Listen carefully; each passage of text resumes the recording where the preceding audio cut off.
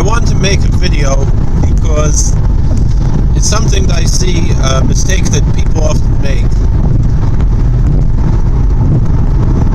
There's a halacha that when a person sells their home, a Jew sells their home to another who's, wants to fulfill the mitzvah of mezuzah, that when you sell the home, you sell the mezuzahs along with it, and you leave the mezuzahs. You go with the mezuzahs. You're not giving them away, you're not being mafker them, you're selling them to the owner.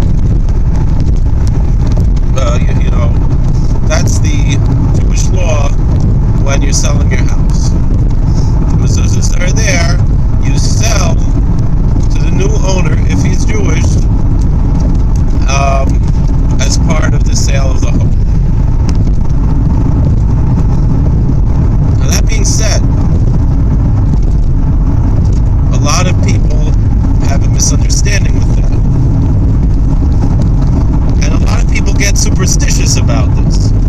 There are unfortunately, a lot of superstitions around the mezuzah in general. We have a mezuzah because it's a mitzvah. Wearing a mezuzah as a necklace is not a mitzvah. Having a mezuzah in your car is not a mitzvah. And so therefore it does not provide any shmirah. It does not provide any protection. What provides the protection is God. And God commanded us to perform certain commandments. And so by performing the commandment, God will assumedly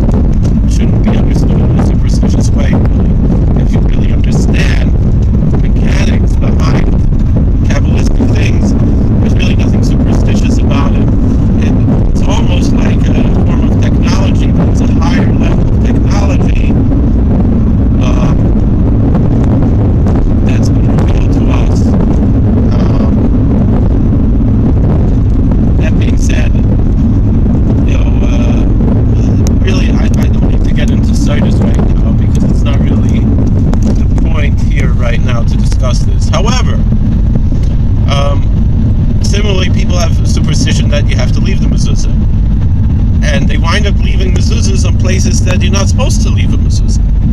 People who are renting. There was a store, we helped them put up a mezuzah, and they were renting space, and the store is gone, and in our community, and I see the mezuzah is still there because people have this superstitious idea that you need to leave the mezuzah, and that somehow it's wrong if you don't leave the mezuzah, and that's not the halacha. If you're renting, there's really no chiyuv at all to leave the mezuzah because you're not selling the house unless, and you don't really know who's the next tenant is going to be.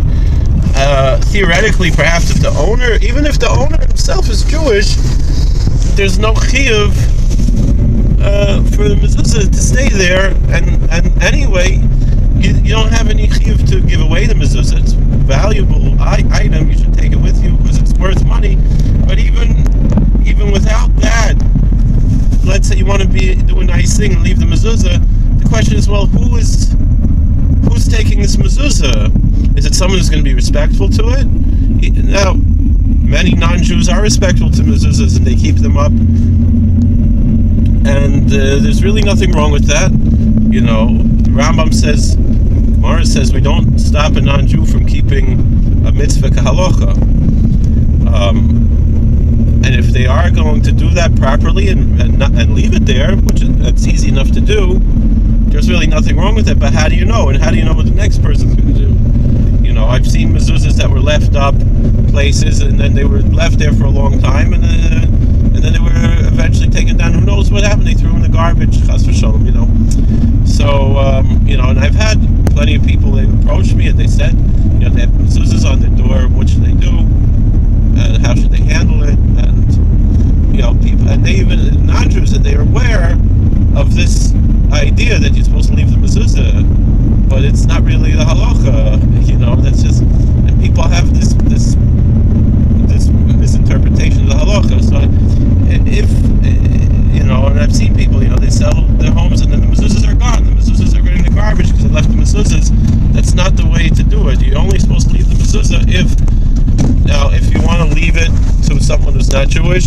It's possible that they will treat it properly, but again, you're supposed to sell it. You're not supposed to it's part of the sale of the house. It's not for nothing. But so that's the story, and that's it. All right, thank you for watching. Please like, share, and subscribe, and thank you for watching. God bless. Be well.